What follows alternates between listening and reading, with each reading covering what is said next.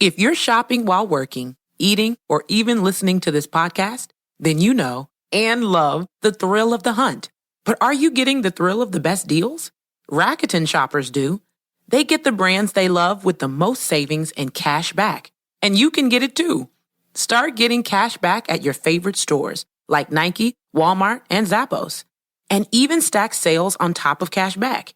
It's easy to use, and you can get your cash back through PayPal or check. The idea is simple. Stores pay Rakuten for sending them shoppers, and Rakuten shares the money with you as cash back. Download the free Rakuten app and never miss a deal. Or go to Rakuten.com to start getting the most bang for your buck. That's RAKUTEN. They say plants like music. Yeah, no, like really, they respond to the vibrations of it, which means that this playlist you're listening to, the plants are too. You know what else plants like? Organic soil from Miracle Grow. It's made with all the best stuff like wood fiber and compost. Plus, it's OMRI certified organic, which officially means it's made with superior ingredients. And when you give your plants the stuff that makes them happy, they won't judge you on your iffy playlist. Hear that, plants? So go ahead and give them Miracle Grow.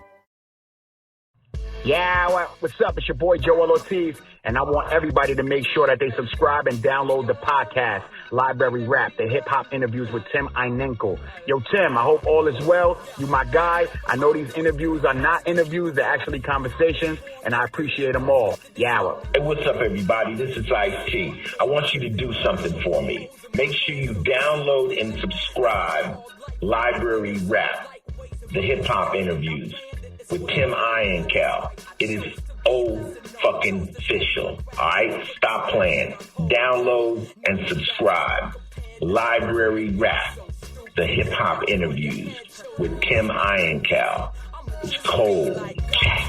Mom raised me, this is me. Like winter is cold, skin covers bones, you see. I remain like the sun after rain for your soul, yeah. You wanna see, you wanna roll with me. You wanna be, you In 2005, when I first heard the album, It's Called Life by Eternia, I was amazed by the bars, the confidence, the wordplay, the everything Eternia displayed on the album. She's about to drop a new album called Free with Rel McCoy. That said, 16 years later, she continues to display what makes her great and what makes hip-hop great. Eternia, welcome to Library Rap, the hip-hop interviews with Tim Einenkel. Thank you so much for being here. Oh man, that was a great introduction. Thank you. I didn't know you were familiar with It's Called Life. That's like only the heads know It's Called Life. I won't preach to ya. I'm from the same system, and that ain't my mission. I'm just one C, and I can't be everything to everybody. No reason, no logic. Mad superstars lack content. Don't rock it. Find a new topic, and that's the ironic part of this thing. Like you can't earn respect in this game until you. So in college, I did I grew up in New York City, and I went through this whole stage of in the 90s of like whatever was on the radio I couldn't deal with type stuff. And then I got really, and then my friend in 97 played me, or 98, played me Black Star's album. And I was in college at the time, and I was like, I gotta play this for the masses, And then I got really into that kind of just like, listen to Black Star, but then listen to Wordsworth, and, get into I got everyone. So then after I graduated 2001, I continued, obviously before kids, to still delve into music. And then I found you, and I was like, oh my God, this is incredible, Thank you. That was my era too. Black Star was definitely like just a really seminal, or whatever the word you want to use. It was just really, it marked my coming of age time, my teenage years. You're a Canadian artist, right? You're from Canada. And you think about artists that paved the way for Canadian artists. You have to think of Maestro Fresh Wes and Michie Mee, right?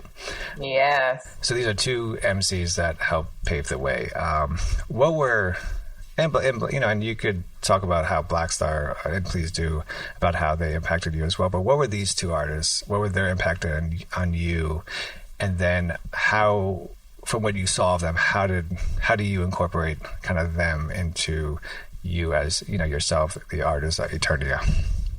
That's a good question. Yeah, so I'm just trying to remember my first memory of Maestro Fresh Wes would probably be seeing his music videos on television, late 80s, or maybe I heard Backbone Slide before I saw it, but I just remember Backbone Slide, so I was a child when Maestro dropped, and he definitely was somebody that was as large to us as any other single or like pop group that we were listening to at the time. He was huge, is huge, continues to be huge, and we used to do our own.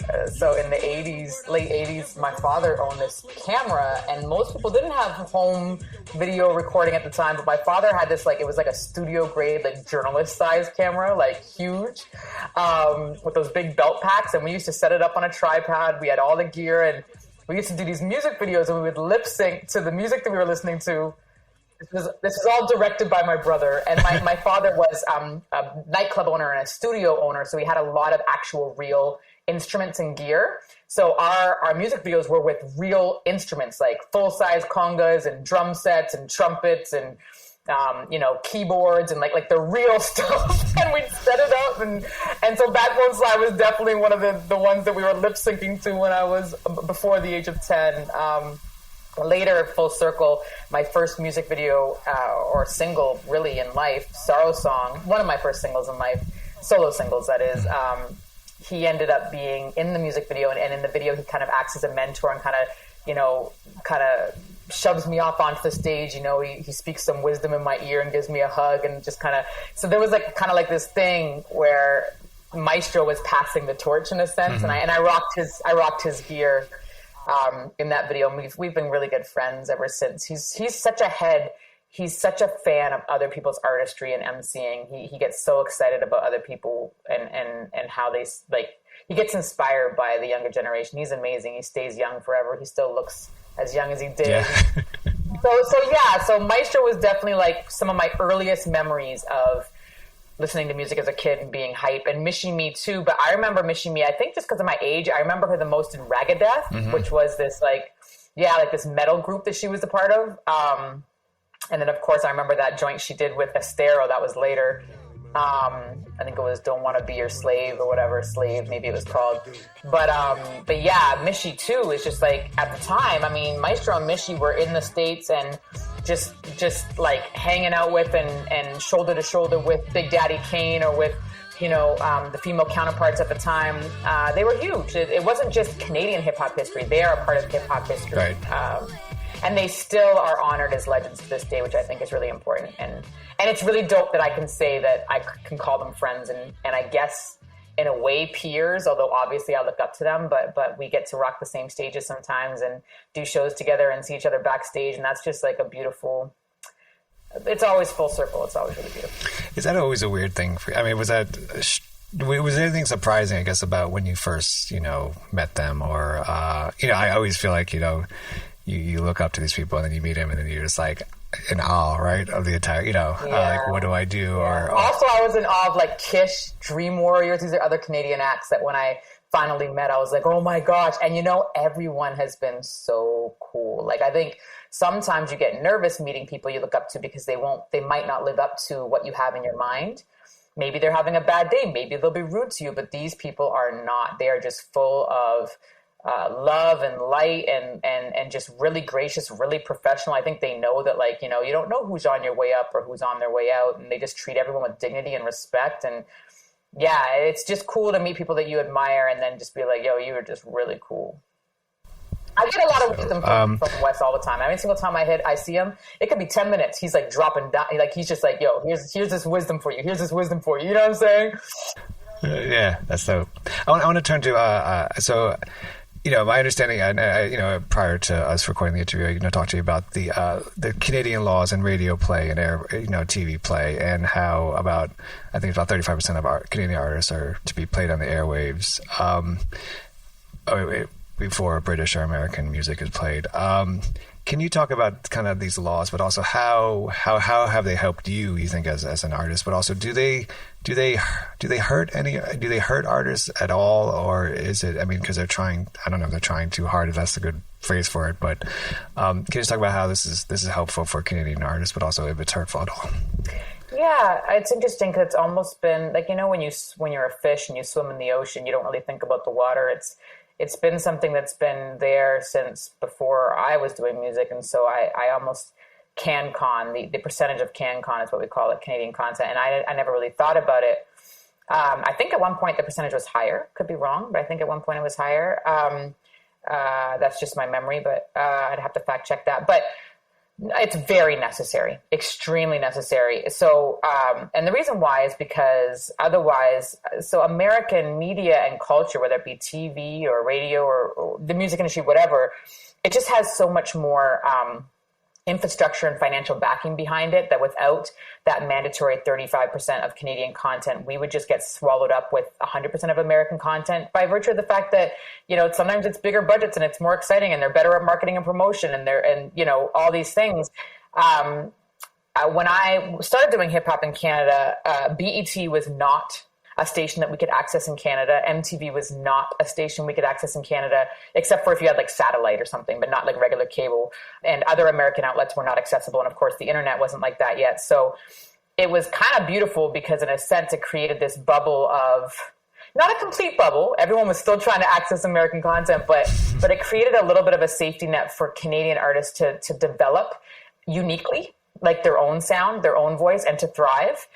And then around, I want to say it was like 97 maybe or something, around there, BET came to Canada. And even then you saw the impact of that on the way our artists sounded. You know, they started to like, I think, you know, we had Toronto's version of Mobb Deep, or we had Toronto's version of blah, blah, blah. Like, it was just like, okay, now this is just like carbon copies of what you're seeing. And it was influencing the culture, especially hip hop culture, drastically. And so, if it wasn't for that mandatory 35%, I just think it's protecting our creative arts really across the board, from complete, I don't know what the word is, but you know, just being usurped completely by American content. And that's not to say that I don't love American content. I do. And I'm in the States pretty much as I'm in Canada. And I consider myself a fish in water in both places, but it's just, it's important to protect our voice, our identity, our sound, and even the ability for ourselves to thrive as artists in Canada, which is already still difficult, was more difficult probably pre-Drake. Drake made it more of an industry than it was before. You know, Canadian, as a side point, Canadian music industry has historically always been very white, very folk and singer-songwriter focused. And so, you know, breaking that as a quote unquote urban artist or whatever you want to call it, a hip hop artist, has always been difficult unless you sing and play the guitar like some of our rappers do. But it's been hard, you know, there's just an amazing podcast that I'd recommend called This Is Not About Drake, or This Podcast Is Not About Drake or something. But my friend Ty Harper put it together, and it's about the development of the hip hop scene in Canada, pre-Drake, and also, you know, the challenges that people faced and how things changed when Drake came around. Because really, as an infrastructure, like, you know, Cardi was dropping singles with Akon that were huge around the world and still not getting love on radio or in the media as much as like in Canada. It was just like there was no outlet for that kind of music in a way that would sustain and support you. So I don't know if I'm summarizing this correctly, but just to say the 35% is the least, is just the bare minimum of what we require to hopefully thrive as a Canadian artist with Canadian identity. How does that, I mean, I imagine there's I talked about, you know, discovering, I guess, Black Star, right, in 97, 98. And, you know, then I did a radio show in college, and it was like the underground hip hop show. And, you know, it was against whatever commercial stuff was being played on the radio. I came up in a very similar vein. So how does that, I guess, what's the underground hip hop experience or music in Canada versus the commercial hip hop music? How does that argument maybe play out with, and then it kind of tying in the 35% that of artists you want to hear on the radio? I mean, ours, like, so now that Drake is, you know, Drake obviously the most popular hip hop artist I think in the world right now. You know, he if you play him on the radio, he's part of that 35%, correct? Yeah, right. Which I'm sure impacts everyone else drastically. Right, exactly. Yeah. I mean, that's an interesting question. I can only speak, you know, I'd say post 2000, I spent probably as much time stateside as I did in Canada. So I'm like not as clued into. For example, I was in New York City. When I moved to New York, nobody knew who Drake was outside of being the actor on that show that he was on. Degrassi, yes, of course. And then, I came back a couple of years later and I was like, this guy was the hottest shit. And I was like, whoa, what just happened? So there's definitely been segments of Toronto's hip hop history and Canadian hip hop history that I've been not plugged into. But I will say that in the 90s, it felt like anybody that was doing hip hop in Canada was immediately independent or underground, just by virtue of the fact that the infrastructure wasn't there and it wasn't, Canadian, the music industry wasn't really supporting hip hop that much, other than things like college radio and stuff like that. So, and a couple shows on Much Music, which is our version of MTV, but just very limited airtime. And I think the VJs of those shows, the producers or the creators of those shows would have to tell you how much they fought to even get those shows on the air. So that being said, you were kind of always independent or underground if you were doing hip hop in Canada.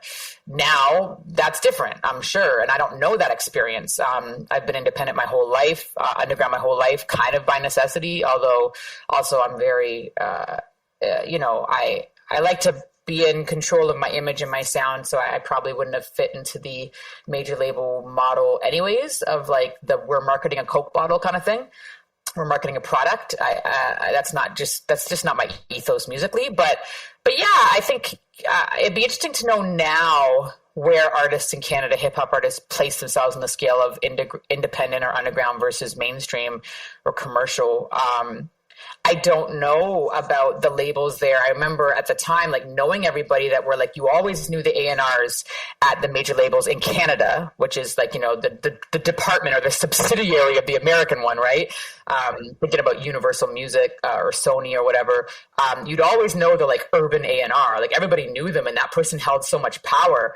But even then it's like, how much could they negotiate for their artists? How big was their budget for their artists? I think they struggled as well to kind of do their artists justice, even the ones that did sign to majors. I'm thinking about people like Cardi or Chaos, who was huge, or, other artists like that. So yeah, I don't know. I think those people held a lot of weight and a lot of sway and a lot of influence in our community. But I think on the larger scale of the music industry as a whole, they probably were still relegated to, their hands were tied in a lot of ways. As someone who many moons ago did, once he got out of college, was helping edit, education grants. I was interested when I learned about the, grant writing or grant process for artists when they decide to create music or make music, and that kind of process, how it works, reaching out to organizations or government entities.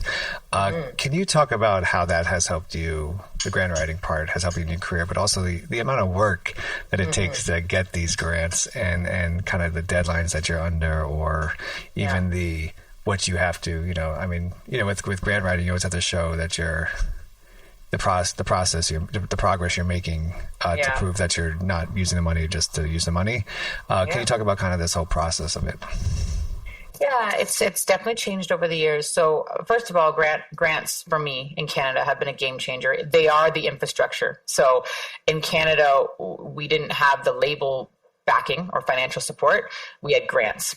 And even people that were signed to majors still relied on the grants. Whether you're major or underground, the grants was the financial infrastructure. So there was the 35% CanCon that has to be played, and the grants were the financial, also from the government, were financial infrastructure to help actually just create artistic Canadian content across the board, whether hip hop or not. And without it, there might not be, we'd be swept away. And so early on, I accessed a lot of grants. I learned how to write grants through a manager I had at the time who was the same age as me and just learning. And, we would kind of do them together. And then after a while, I was writing grants on my own. I can say as a side point, I know so many artists and so many people that are creatives that are like, F school, you don't need university. Well, I'll tell you this. I don't know a single artist, and forgive me if I'm wrong, I don't know a single artist that didn't go to university that can do those grants without somebody else's help. If there's one major thing that I learned, and I specifically, I was at Ryerson for journalism, and writing was one of my main, majors, I guess you could say, in my 4-year program. But if I didn't go to university, I don't think that I could navigate the grant writing system properly and effectively. So that's one major plus for just getting a degree, is just learning how to write those grants. Because it was very similar to me. It's like, similar to an assignment in school. If your professor says, okay, you have to do your thesis statement and write your essay, and these are the things that I need you to prove, the grant was similar. It was like, these are the points you need to cover. This is what we need to know. This is how you're being rated. Very much like an academic scholastic thing.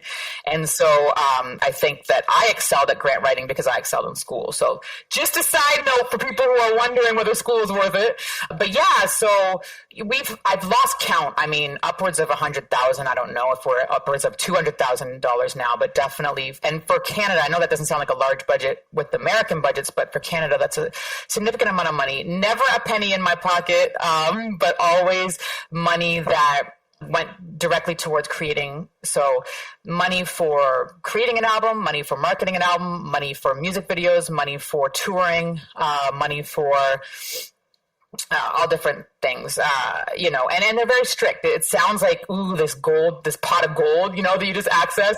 They're extremely strict. And as you have written grants and received grants, you know how strict it can be. And you really have to know how to navigate that. Some more strict than others, actually. I think I struggle a lot with the grants where you have to kind of prove that you're like commercially viable through your numbers, whether that be actual sales or for example, your social numbers. Like now it's all about your socials and how much numbers you have on your socials. And that I struggle with. I think I presently, although in the past I did receive those grants, presently I do better with the grants that are more artistic based. So they're looking more at the merit of you as an artist and your sound and your vision and how feasible your project goals are than they are, okay, how popular are you? The popularity contest thing. So there's different types of grants, and you kind of have to know your audience when you're writing to them and what it is that they're actually caring about. And every single, jury, I actually sit on a jury for Factor Canada, which is notoriously one of the more, I guess you could say, industry-based grants where it's like really about like how poppin' are you? You know what I'm saying? And I've sat on a couple of those jury rounds, but you kind of have to know your audience when you write grants, because some juries are going to care more about how poppin' are you, and other juries are going to care more about just your artistic vision and your project goals. So yeah, and of course the music and how it sounds is always integral and essential to those applications. But I'm not sure if I'm like losing track of your actual question, but for me, I would just say that none of my music or most of my music would not exist without grants. And on a personal note, I actually have always been someone who needed a deadline, an external deadline imposed by someone else, not my own, to complete anything. That's just the way I operate in that paradigm. So unlike a lot of artists, I know a lot of creatives hate that. They actually don't like working to deadlines.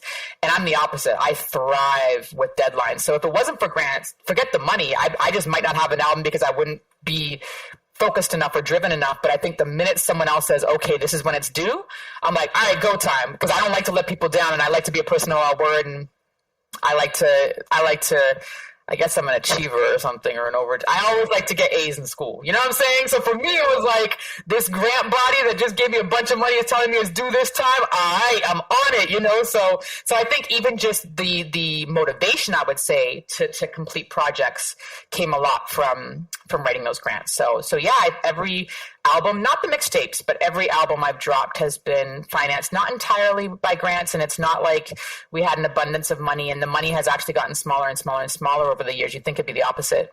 The largest grants I received was when I was younger, but and now they're quite small, the budgets, but it's a beautiful thing. And I'm really grateful to Canada for that as an option. I don't want to stick on grants, but the creative process wise, are you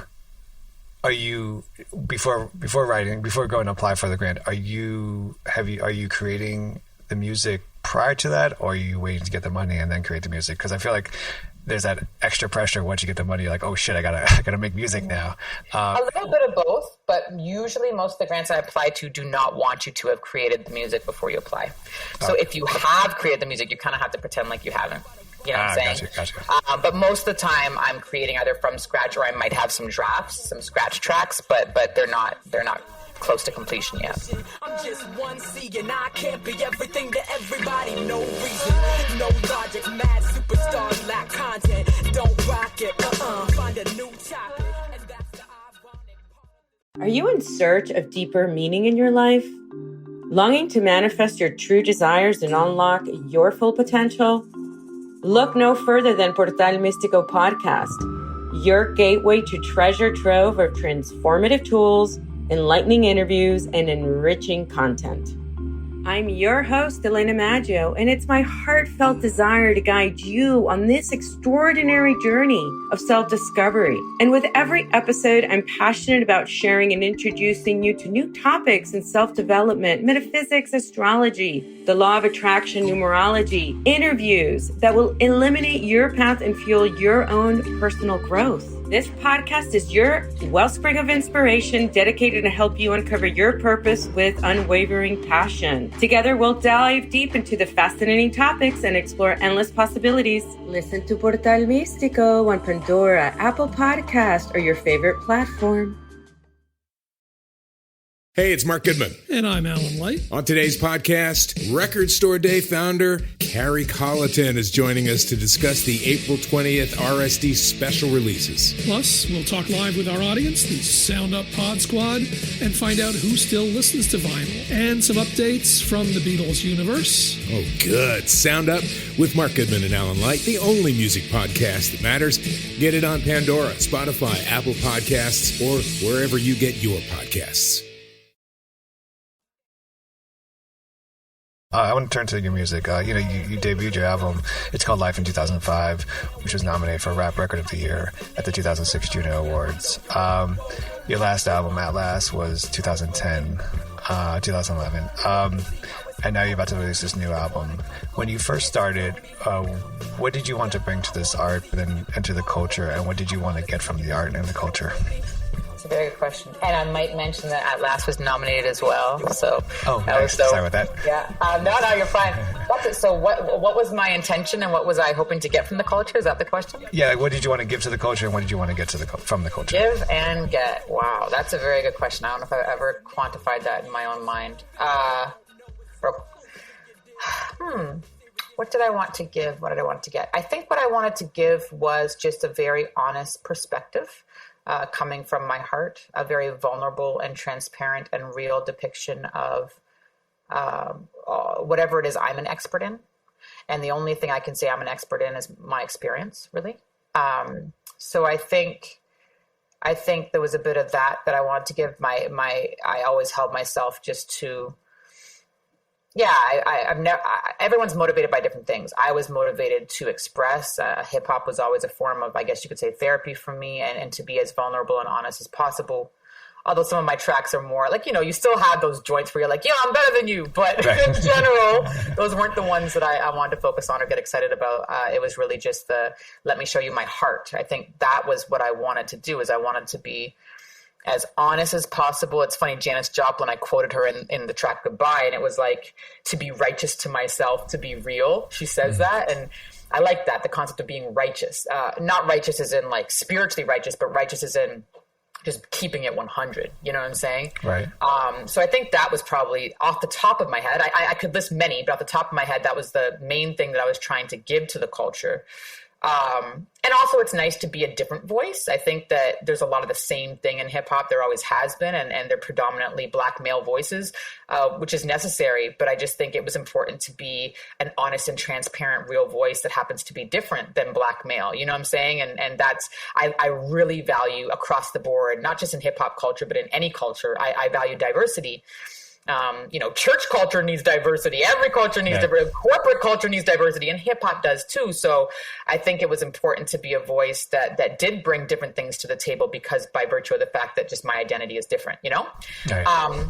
So that's what I wanted to give, a diverse and honest and vulnerable perspective, and just, and do the best that I can do with that in terms of my art, just be as honest as possible. And what I wanted to get from the culture, I think when you're young, what you want to get from the culture is very kind of simplistic and basic. It's just kind of like, I just want to be respected by my audience and my peers. And I always wanted to be, I think for me personally, I'm actually Middle Eastern, but perceived as, just Caucasian, as a white girl from Canada, I think I wanted to be respected by people that I considered the hip hop greats. Cause it just felt like, I felt like most of my career, I was just fighting for some form of respect or recognition, because anywhere I went, it was just kind of like, yeah, right. Like when I came up in hip hop, Nobody really looked like me that was at the hip hop venues or the concerts. There was a couple girls in the room. Most of them were just the girlfriends of whatever dudes were there. Were they heads? Yeah, they probably were. But it was just very rare that there was participants. They were there, but they were just rare. And so I think being the perennial underdog and being the one that's constantly underestimated for the longest time, and I'm embarrassed to admit it, my what I wanted to get, I was just trying to prove myself and be accepted by hip hop culture, as someone that was perceived as somewhat of an outsider. And then once I realized that I didn't have to do that anymore, probably around At Last, I'd say, that's how many years, and I was doing it since the 90s. And that was 2010. So I think probably around At Last, I realized, oh shit, I don't need to prove myself. I don't need to earn my place in hip hop anymore. And at that point, I think anything I got from hip hop culture, especially I think about the community and the people, was just a bonus. It was just this loving reciprocal exchange of just energy. You know what I'm saying? It was beautiful to be honored by people that I admired growing up, like DJ Premier, for example, or The Source, or these things that were markers, it's ooh, this outlet that really knows their hip hop is giving me a good review or something. That was cool. That meant a lot, especially as a white chick from Canada. But what I wanted to get, I think at this stage of the game, presently, if I could speak for right now, my goal or my reason for creating is simply because it's in me. And I think in order to honor ourselves, we need to, whatever's inside needs to come out. So it's in me. It needs to come out. Whatever happens after that is none of my business. Meaning, if tons of people love the record, that's wonderful. If nobody listens to the record, sure, that will be disappointing, but that's not my business. I did my job. My job was to empty myself of myself. And so at this point, what I get from it is just a bonus. I mean, you look at your discography, right? And as you mentioned, That Last 2010 was, the last album you made prior to the one that's about to drop. And yeah, I know you dropped a few singles in between this time, but essentially as a fan, if I look at it, I'm like, wow, why, Eternia is not making music anymore, right? Yeah, I know. Yeah. And you please answer this as low as you want, as much as you want. But I can't imagine walking away from anything that you love, two, you're really good at, right? And how much of a decision or hard of a decision it was to make. If you can, if you want to, please, would you just talk about the process of why why'd you walk away, or maybe why'd you stop making albums?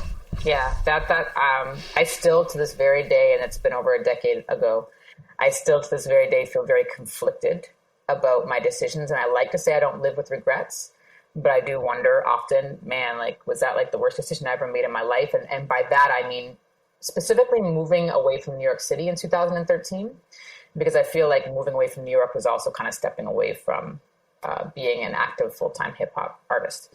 So as you mentioned, I did hit some stages, I did drop some singles, but I wasn't actively recording albums and touring. And so it was almost like I wasn't, I just disappeared. And there's this line in Most People, and I feel like it summarizes it better than I can here. And I wrote in that song, I said, I don't know if it was God or my sin, self-sabotage or wisdom of the ages kicking in. All I know is I left. And now when I look back, I often wonder if I missed my one shot for impact. And that's how I feel, because when I left, really the glass ceiling was breaking and the gatekeepers that held doors closed for many people were opening wide for me. So it definitely felt like an inopportune time. A lot of it was just circumstances, things happening around me that led to that decision. I could say it was God too. I'm always seeking God. I'm always praying. I'm always, okay, what do you want, God? And I do think there's a part of me that feels like my relationship with hip hop was not calibrated or aligned properly. So it had become the slave driver in a sense. or my desires for it, or just like my need for whatever, to be successful at it, had become the slave driver and I was more of the slave. And so I think that really needed to be recalibrated. That happens a lot, but for people that get like knee deep into the music industry, it's like at first you're doing it for the love, and then all of a sudden it's like, kind of feel like you have to, and then it becomes like this warped relationship. So I think there was a little bit of that required recalibration, which required stepping back. But at the time, I can't tell you this is why I did it. Now I'm in hindsight, I'm trying to explain it, you know what I'm saying? But ultimately, you know, I took a hit emotionally, mentally. I had like a mental health crisis I want to say 2016. And I think in hindsight, a large part of that, like a work burnout. I was actually working at a long-term care home, and it was like this mental health burnout, which, by the way, side note, if you look up all the symptoms and what happens after you have a concussion, very similar, like almost identical. And a concussion is considered a head injury. So I just think that people should consider work burnout and mental health burnouts like a head injury, because there's so much information about concussions. And I had a concussion 6 months after I had my work burnout. And I was just like, yo, all of these symptoms I've been had already, like this whole time. You know what I'm saying? So that's interesting. Yes. Including like the physical stuff, like the dizziness and the nausea and all that. But anyways, what I wanted to say is I think a part of what I realized in hindsight after that work burnout was that came a lot from not basically like squashing my creative self. So like this part of me that needs to be active in order to not just thrive, but survive. That part had been like completely starved out. And I think that was a part of, one of the things that led to that mental health burnout. So yeah, I think extremes beget extremes. I was all just hip hop and like trying to be successful, bar none. You know, relationships didn't matter as much, even friendships, my family. Like, I'm not saying I didn't love them, but they came second to my career. And then the pendulum shifted entirely in the other direction, where I was like, yo, I just want to do acts of service. I want to have this altruistic job where I work with people in their 90s. I want to just be around my family and my friends. It was just kind of like I had been starved out when it came to the otherness, like being focused on others as opposed to focused on self. And yo, I don't care how like beautiful you are. If you're promoting yourself as a hip hop artist, you kind of need to like focus on yourself, because it's self-promotion. It can get ugly. You know what I'm saying? So I think that was what happened. It was just a natural pendulum shift, which had some like factors that happened in my life that kind of pushed it forward. But a natural pendulum shift from like complete self-promotion and focus on my career to complete, for the most part, like other focus and trying to be Mother Teresa, basically. And now I think I've hopefully landed, I'm a little more recalibrated and landed somewhere in the middle. My follow-up question was going to be based on the lyric you had for This Life. Yeah. Which is on the second verse where it says, you had to take a step back, reflect a little bit, reset intentions. Yes. And you've obviously just answered that question. Yes. Yeah, good quote. I love that song. And that's, and once again, I still don't know if I made the right or wrong decision, but it's just like, this is at the end of the day, you just have to accept that that was, a part of your life, necessary learning. So when did you obviously wrote some tracks between 2010 and now, yes. But when did you pick up a pen and start writing with the intent that this is going to be a part of an album? Yeah. And for a while, I completely avoided that, because it's almost like, I don't want to say trauma, but it's like the amount of energy I put into creating a record, recording a record, releasing a record, and promoting a record. We're not talking months, we're talking years. Like, it's not like what people do now. So I think you have to know you're signing up for that. And my husband, Mr. Lif, knows the same thing. It's like sometimes scary to pick up a pen and start writing a new record, because you know what you're signing up for, and you don't half-ass shit. Like, we don't half-ass shit. You know what I'm saying? So it's knowing that you're signing up for something that can be all-consuming. So yeah, to answer your question, probably, so as I mentioned, grants have always been the reason why I got shit done. So I felt well enough to write a grant for an album in 2018, spring of 2018. The grant was actually for an album with Moss, a follow-up record that was going to be called Amen. Mm-hmm. And we received notice that we got the grant in September, and it was due, I think, 2 years from that point. I had given myself a good leeway. It was supposed to be like a 10-year anniversary thing in 2020. And, a lot of things changed and happened, and Moss wasn't really able to work on the album when I needed to work on the album. And so with his blessing, we actually switched the project over to Rel, who is totally worthy, and he might not be as known as Moss, but his caliber of production and personhood is just as high in my mind, just as equal. And yeah, we switched to like a year later. We kind of recalibrated the entire project, switched over to Rel doing all the production, and the rest is history. And that's where we get this album. So once again, it started with writing a grant. My loyalty runs deeper than the deep blue. A few that get my respect, they saw a gem in me when most people were tuned into what you do. Or you. Most of them were dudes. I'm used to that too. Ain't no complaining, that's just the rules. Been invisible and broke my way through the glass ceiling. Folks calling like they always supported. That ain't the truth, but I'll take it though. I remember those times. Most people on my phone, now my ringer's on silent. Felt on top of the world on some tipping point shit. Hey, it's Mark Goodman. And I'm Alan Light. On today's podcast, Record Store Day founder Carrie Colleton is joining us to discuss the April 20th RSD special releases. Plus, we'll talk live with our audience, the Sound Up Pod Squad, and find out who still listens to vinyl. And some updates from the Beatles universe. Oh, good. Sound Up with Mark Goodman and Alan Light, the only music podcast that matters. Get it on Pandora, Spotify, Apple Podcasts, or wherever you get your podcasts. Are you in search of deeper meaning in your life? Longing to manifest your true desires and unlock your full potential? Look no further than Portal Místico Podcast, your gateway to treasure trove of transformative tools, enlightening interviews, and enriching content. I'm your host, Elena Maggio, and it's my heartfelt desire to guide you on this extraordinary journey of self-discovery. And with every episode, I'm passionate about sharing and introducing you to new topics in self-development, metaphysics, astrology, the law of attraction, numerology, interviews that will eliminate your path and fuel your own personal growth. This podcast is your wellspring of inspiration dedicated to help you uncover your purpose with unwavering passion. Together, we'll dive deep into the fascinating topics and explore endless possibilities. Listen to Portal Místico on Pandora, Apple Podcast, or your favorite platform. You know, a lot happens. Obviously, in 11 years, you have a 2-year-old. You're about to become a mother again for the second time. Yes. You know, you Literally, I can go into labor in this interview right now. I'll call the like doctor. 33 weeks ago. So a lot obviously happens between the 11 years. And obviously your writing processes, I imagine, has changed at all because you're writing for you're writing for, as you mentioned, I think, as you mentioned, you're kind of writing for yourself in a way, right? But also, children have a big impact on that as well. Do you find yourself with your child? Do you find yourself writing differently, I guess, with because you're a mother now? Is that a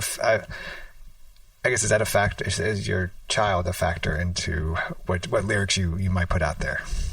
Not consciously, like when I write, not consciously, but definitely on a subconscious or unconscious level, absolutely, just because I'm sure the actual my cellular being, I'm sure, has changed since becoming a mother, let alone the way I see the world and my future and everything in it. So I think it would be ignorant for me to say, oh, no, it doesn't impact the way I write. But I don't think when I put the pen to the page, I'm not thinking directly about, what will Parrish think if he hears this in 20 years. But I've always tried to write music that can be timeless, hopefully, in terms of its messages. And I think I've changed a lot as a person by virtue of becoming a wife and a mother. It's been a lot of it's been very humbling. It can be humbling, it can be lonely, it can be isolating, but it's been very humbling for me to become a wife and a mother after being kind of the center of my own universe, as Eternia is. So if you watch He-Man, so yeah, I think that's the simplest way to answer that question. It's just not intentionally, but I'm sure it has impacted my writing. The name of the album, Free, is a name that really jumps out at you and really stands out to me. Thank you. I want you to talk about can you break down the importance of this title for you? So funny how it's changed in my mind in terms of what it means over the years, since we started. So when we started, Free kind of meant the intention behind how we wanted to make this record, we wanted to make it in freedom. We wanted to feel free when we were making it. We didn't want to feel in any way stressed or confined to industry standards or what you should do when you're making a rap record. There's a lot of rules, especially with certain types of, I don't know, independent or underground, boom bap, golden era, whatever hip hop you want to describe my music as. There's often these like constraints, these unwritten rules, and I just kind of wanted to break free of all of that. Especially things like, you know, the kind of features you need on your album. I'm like, F that. Like, I just want to work with people that I love their energy, and I hang out with them outside of making music because they're just really cool people. So yes, it was the intention behind the album was to feel free.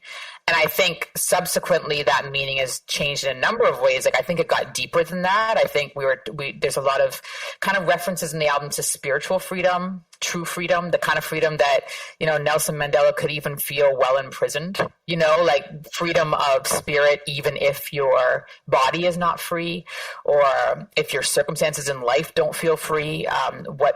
There's some spiritual elements to that title. And then also my joke is that near the end of the record, when I was trying to wrap it up and we did have to apply for extensions for this deadline and that we had, I was just like, yo, I'm going to feel free when this album drops. I'm not free now, but once the album drops, then it's like, woo, freedom. So it's meant a couple different things over the years. But yeah, I think that there's a theme and a focus on the album as a whole in this pursuit of mental, emotional, physical, and spiritual freedom that can be very elusive. So there's like that tension between feeling free, which to me is like a state of mind and a state of being, and then all the things that we battle with in our life, specifically inside, you know, the battlefield of the mind. So whether that be anxiety or insecurity or jealousy or tension or fear or doubt or depression, like these things that we battle with in our search or our desire to feel free.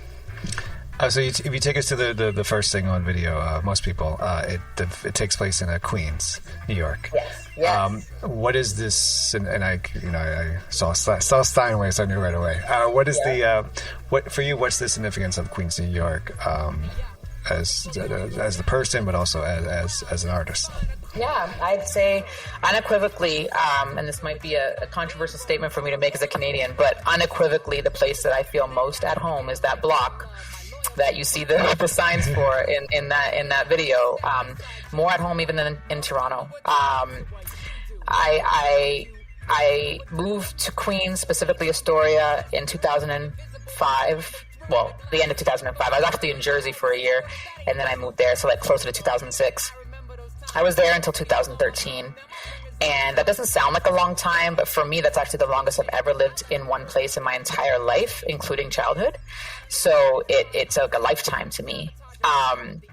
And the people that were there, my neighbors, and everything about that neighborhood, which actually wasn't where I was doing most of my hip hop. Where I was doing most of my stuff was in the city or in Brooklyn or in other places, but just coming home to that place every day was the most grounding and anchoring thing. And I also found that I really connected and related to the culture and the people there, which were, by the way, like older Italian families. You know, I'm talking like people 50 plus that became dear family, you know, 50s, 60s, 70s, 80s. That became family. And I think a reason why I just felt so at home, one of the reasons is I've always been very loud, audibly loud, and I've always spoken my mind in a way that can offend people that aren't so direct. But for me, it's never been offensive. It's just been, I'm like actually no filter telling you what I think. And anybody that knows me my entire life, even from childhood, would I think describe me as that, just somebody that, I'll tell you what I think without a filter. And so moving there was like I was finally with my own kind. You know what I'm saying? Because if you know anything about Italian families, if you know anything, like, it's just like they're loud and they will tell you, especially like Italian New Yorkers, they're loud and they will tell you what they think without a moment's hesitation. They're not going to like put a filter on that shit. And so I just remember just being like, oh man, I finally found my people. Like, I'm just like, because everywhere else I went, I was like an elephant in a china shop. It's like, I'm offending people left and right, not even trying to. I'm just like, I'm not trying to offend you. I'm just trying to tell you what it is. So, and New York City in general is more, people don't have time for the extra pleasantries. They don't have time to go out of their way to be polite. They're just like, like no matter where you go, people are just telling, like they don't have time for that shit. So they just tell you exactly what it is. And I really appreciated that about the culture of New York City in general, and then specifically about where I lived in Queens. So I think for me, and also, I mean, in addition to that, my highest height of my career in hip hop, the biggest peaks that I had reached personally, professionally, was when I was living there. So altogether, it's just like this bundle of like home. If I was to describe what home feels like, that's what it is. The minute I walk out of Steinway Station and I'm on that block, I'm just home. So there's a line that stands out and on the track, and this line is, most people look at me like who let her in the spot. And it stands out because I have to tell you a story I heard about you at Southpaw Club in Brooklyn a while back. Yes, which is also home. Southpaw is family. Yes, continue. So he's, a DJ was telling me a story that he, there was a cypher going on, and not just like local MCs, but like Buckshot, I think, might have hopped on stage. And then you hopped on stage, and the DJ at the time, kind of, you stood out to him, and like, who is this girl? And he really like wanted to test you and your skills, and I think he meant him, messed up the beat or whatever. And he said she didn't falter at all, and she destroyed it. And I just wonder, like, what take us back. How do you get this confidence to go up on stage with this, like a bunch of dudes and an MCs and DJs that are trying to mess you up and test you? And where does this confidence come from? But also, then how do you overcome this this burden that, how does this burden of testing does not get too much for you? That's a very good question. I really appreciate that. Thank you. I will say this, after a while, it's almost become invisible to me. I always said I was like a horse with shutters on, like on my eyes, whatever you call those blinders. Right. In the sense that people that were doing shit like that, it's almost like I didn't even notice. Like it was just like water off a duck's back at a certain point. But you build up the immunity. And I would say a couple things. I'd say a part of it's just personality and how I was born and my genetics. My father had an insane amount of confidence bordering on, I don't know, what is it when you're a masochist or whatever? Like he's just like, or like, he just is super confident. I come from, my father's side of the family are from Turkey. They're from a small village, and they're like, just like, we are royalty. Like, so I imbued in me was a bit of that since I was very young. Like, hey, like you carry yourself a certain way. When it comes to always being around dudes, which yes, I was predominantly always shoved in ciphers or on stages or in clubs or wherever, just me and a bunch of dudes. That I think was also natural for me by virtue of the fact that my father owned a nightclub and we were often there as kids.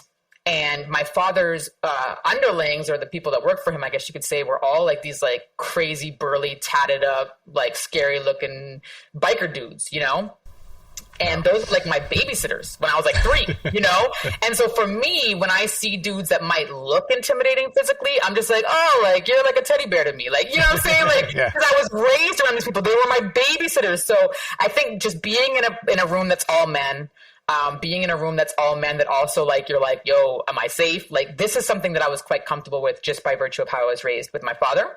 So that was something that in hindsight, it took me many years to realize that in hindsight. I'm like, oh yeah, that was kind of like something that I was trained for. I always had more male friends than female friends growing up, which a lot of women will say, but especially women in hip hop. So for me, I felt very comfortable. Male friendships were just kind of where I was actually more comfortable than female friendships for a long time. And so there's all that. And then the thick skin stuff is just like you develop that over time. Yeah, you develop that over time, and you have to, I think, more than anything, you just kind of have to have this sense of, like, when people say, oh, what will they think? Like this quote unquote they, this elusive, who are they? I always thought that was bullshit. I was raised by 2 very independent people. My mother and my father don't really care about they too much. You know what I'm saying?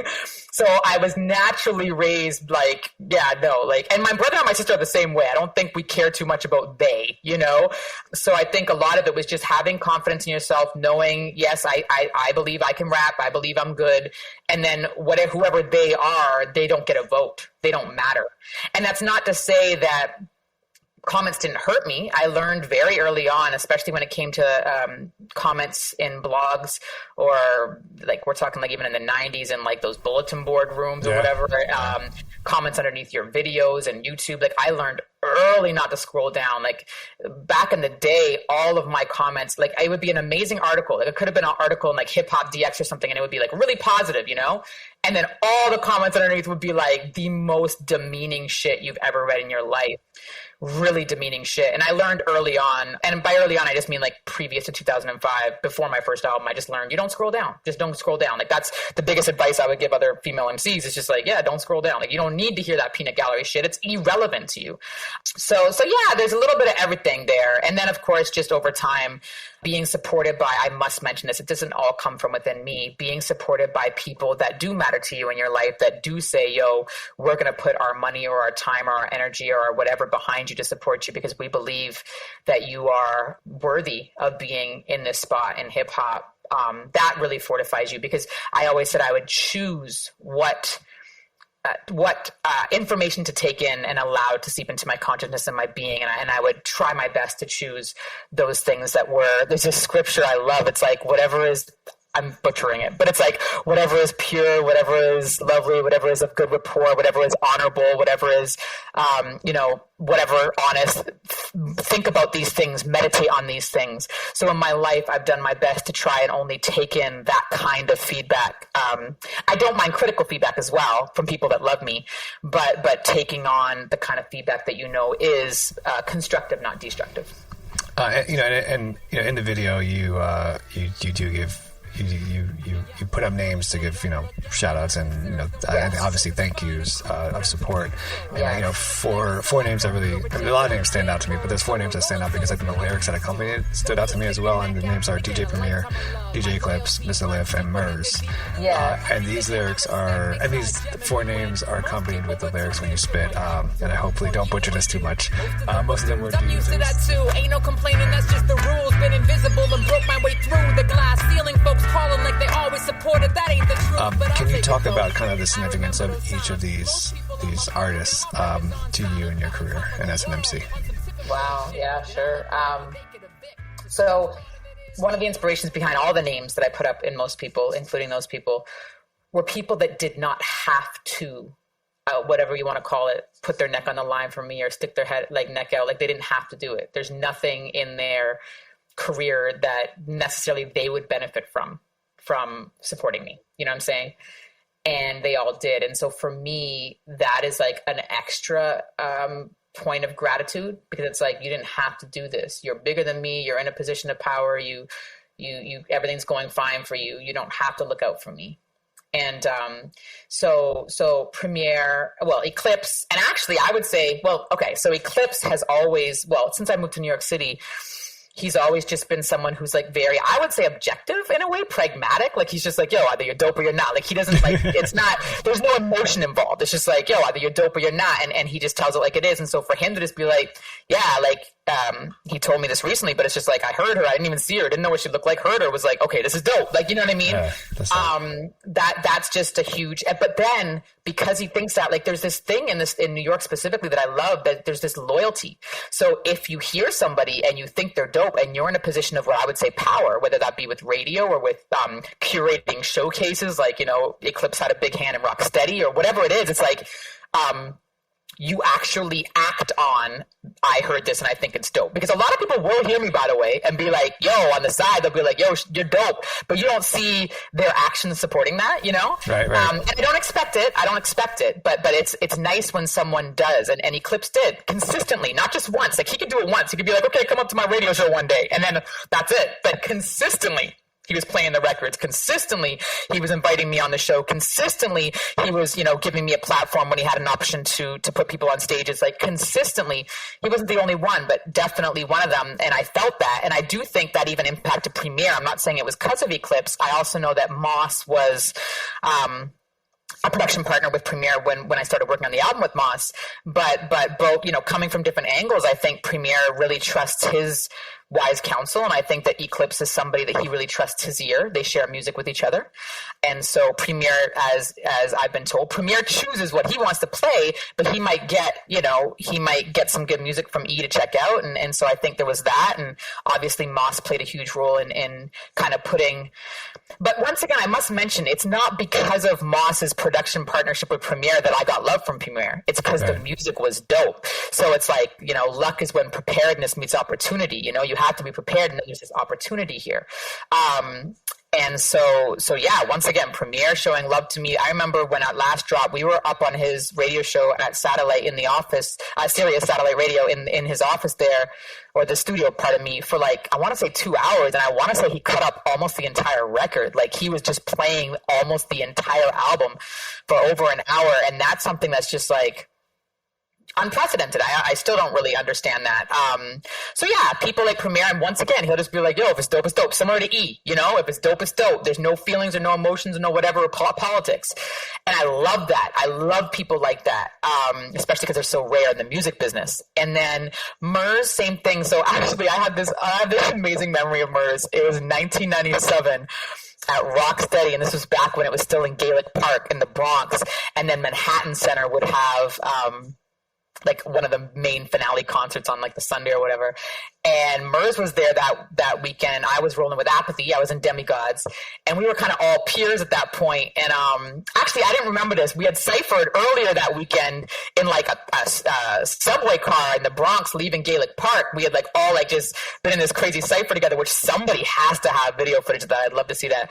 But I think Murs was there too, so we were like kind of like bucking up with him over the weekend, and maybe we had some mutual peoples. I don't know. I don't remember if it was just like a random thing or if we knew some people. But then on the Sunday, I had my rock. I always tell this story. God, forgive me, Murs. I had my lanyard, and it was like my 1997. It was 1997. Might have been the 20-year anniversary of Rocksteady. I don't remember, but I had my beautiful lanyard, and I remember him coming up to me, and he's just like, "Yo, let me have your lanyard." And I just remember looking at him like, who are you? I'm like, are you crazy? I'm like, I'm not giving you my lanyard. Like, I just looked at him like he was crazy. I'm like, I'm not giving you my lanyard. But we were cool, you know, and he didn't take offense. I think he thought it was a long shot to begin with. But that's my first memory of Murs. And subsequently, like, we just always knew each other in the scene, in the independent scene. I'm thinking like kind of Def Jux days, you know, and always had respect for each other, and I think would often run into each other in different places, whether actually physically or just, you know, our names and different things. And then, of course, he blew the F up. I'm really proud of him. I think he's just a really great business model of how to do it independently and do it right. He's just a brilliant mind. And so over the years, once again, he didn't have to reach back and kind of pull me up. But there's been times where he's reached back and pulled me up, and he didn't have to. And one of those times was putting me on like the main stage at Paid Dues in 2011. A bigger stage than at the time Kendrick Lamar in 2011 rocked Paid Dues with his crew. But it was like a smaller stage than that. Like it was the main stage. I hit it more than once that day because I jumped on again at the end of the day with Sage Francis.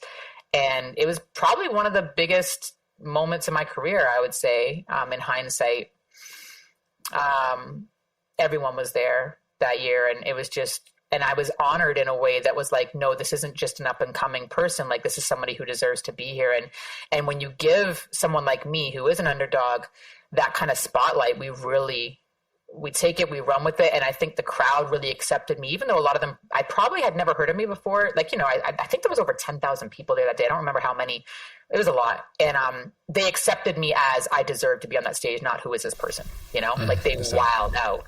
And so stuff like that. And even now he is promoting the album on his IG stories, you know, he doesn't have to do that. And so yeah, and that's Murs. And then Lif, oh man, like these stories are all so long in and of themselves.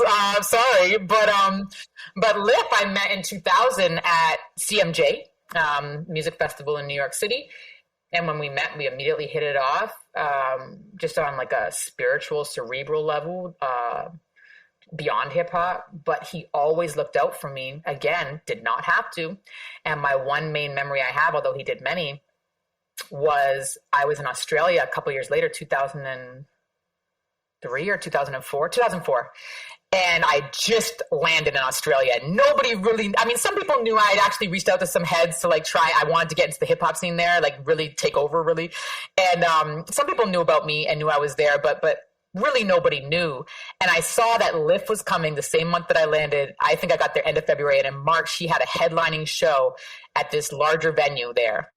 And I reached out to him, and I've done this maybe once in my career. Like, I don't normally ask people for shit, but I reached out to him and I was like, yo, can you let me open for you? And for him, it was nothing. He was like, of course. And I remember him having to have a conversation with the promoter. Like when artists say to you, yes, you can open for me, what a promoter will do is be like, cool, I'm going to put her on so early, no one's going to see her. And then we're going to have some DJs and some of our local people, and then you can come on.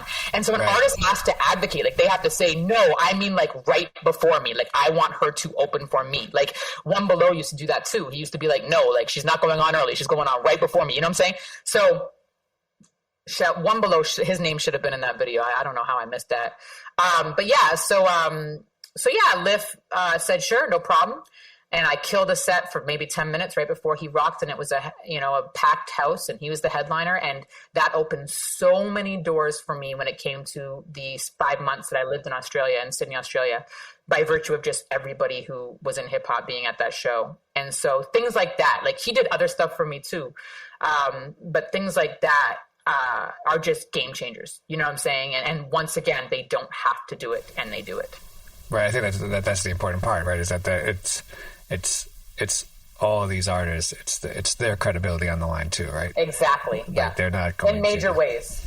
Like if I can't rap for the life of me, but if I asked, like if I knew Premier, I was like, hey, can you put this on? He would definitely not, because he would be laughed out of the stadium. But right. So obviously, I appreciate all the time you've taken. I know we've been going for a while now. I just have one more question. As we mentioned, first album in 11 years, lots have changed for you, not just as an artist, but in your personal life as well. And obviously the promotional aspect, I think, of music has changed a lot as well, right? So what happens now for you? I mean, usually what happens is the album drops, you go on tour, you sell merch, you tour for as much as you can to, make as much as you want, can for the album, and then you go home. Yeah. Is that the plan for you? I mean, I know you mentioned it's not really, this album, it's called Free. So a lot of it's about you, it's for you. What do you want to do now? Yeah, in terms of promoting the record or in life? Oh, that's oh man. I feel that's a question I don't even know the answer to for myself. Right. What do you want me to focus on in this answer? I guess in terms of the album and the music. The music, yeah. So I'm actually grateful. I want to say in a sense I'm grateful for COVID, which I know is also a controversial statement, but it has moved a lot of things even more digitally and online and virtual than it ever was before. And that's really actually just helpful to me at this moment, being that I can't physically, just by virtue of how pregnant I am, and also my family needs and all that, as a new mom of young children, I can't do what I used to do. And what I used to do might not even be relevant in the industry anymore. Who knows? But I can't just go and hit every radio show physically, go and hit every stage that I'm invited on physically, and just be all up in the spots everywhere that I need to be to remind people that this album exists, which is exactly what I did for At Last and for It's Called Life. I can't do that. So the fact that now most things are done virtually is just such a blessing for me. I can still promote this record. I think in the past, publicists or promoters would have been like, yo, we can't help you with this album if you can't be out there touring. You know what I'm saying? But now they can. And people almost don't expect you to tour. So it's a beautiful time for me for that. God's timing, divine timing. In terms of, and we're open, like Lif and I in theory are like, yo, if the opportunity is right, we'll go wherever to do a show. But obviously things have to be drastically different if I'm bringing my family with me and all that. Right. And a newborn that's still breastfeeding. It's just like a whole different game, I think for me, if I could just speak on it on like a bigger level, yes, the game has changed completely, and we're doing our best. Shout out to my publicist, Matt Diamond, Diamond Media, who's just been killing the game on a budget. Like just, he puts his all into everything he does. He actually worked the Vanguard record that Lif did with Stu Bangas, and it's one of the reasons why we signed him up for this. But he's just been killing the game. And my manager too, Sav, who always kind of played publicist roles in as a manager for me. But I think, we're doing our best to do it justice. My motto has always been, do your best, God does the rest. You know what I'm saying? Like, if I know I crossed all my T's and dotted all my I's and gave it my best effort and it sinks, at least I can be like, all right, that's God's will because I did my best. You know what I'm saying? Like, but if I don't do my best, then it's on me, So that's what we're doing. We're doing our best. Personally, I think it will be beautiful for this album to drop as it is before the baby comes. The baby's due like maybe 2 weeks after the album dropped, could come earlier. Right. So, you know, the album drops, the baby comes, and then I'm actually dealing with like a health situation right now where they discovered cancer in my kidney. And so thankfully there's no, it's actually a blessing because it's early detection and there's actually no symptoms or anything. I'm not receiving treatment, but what happens with kidney cancer, renal cell carcinoma, is they actually just cut it out. Normally chemo's not the therapy. So they're waiting for me to give birth and then they're going to cut that out. So for me, it's like dropping this album is very symbolic of, I'm really glad I'm getting this out before my life changes drastically, perhaps, you know, in a bunch of ways. I don't know what ways. My life's going to change drastically having 2 kids instead of 1. My life's going to change probably in some ways by having this kind of major surgery. So, and we hope it doesn't come back, but you never know, right? With cancer. So yeah, I think those things, like those other elements, the personal elements of my life have just been propelling me more to just give this all I got because it might be the last time. And I know artists always say that, but really and truly, you know, so I just gotta, I'm blessed to be able to do this. And it's also just, I'm talking a lot, but the last thing I'll say is it's kind of like the one aspect of my life right now that's like completely just me, like Eternia. It's not the mother or the wife or this medical patient or whatever. It's just like I can just be fully in my identity when I'm even talking to you right now, Tim, in this interview. It's just very fulfilling for me. And so I think the process of promoting this, no matter what happens, is extremely fulfilling. It's very full circle. So the new album is free with Rel McCoy, Eternia. It's really been truly an honor to finally talk to you on the Library Rap, the Hip Hop Interviews. Tim Einenkel, I greatly appreciate your time. Thank you so much for having me. They saw a gem in me when most people were tuned into what you do.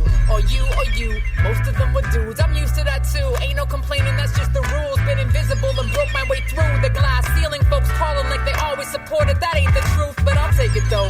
I remember those times. Most people on my phone, now my ringer's on silent. Felt on top of the world on some tipping point shit. Then I left before they could evict. The strange part of it is, I don't know if it was God or my sin. Self-sabotage or wisdom of the ages kicking in. All I know is I left, and now when I look back, I have to wonder if I... Hey, it's Mark Goodman. And I'm Alan Light. On today's podcast, Record Store Day founder Carrie Colleton is joining us to discuss the April 20th RSD special releases. Plus, we'll talk live with our audience, the Sound Up Pod Squad, and find out who still listens to vinyl. And some updates from the Beatles universe. Oh, good. Sound Up with Mark Goodman and Alan Light, the only music podcast that matters. Get it on Pandora, Spotify, Apple Podcasts, or wherever you get your podcasts.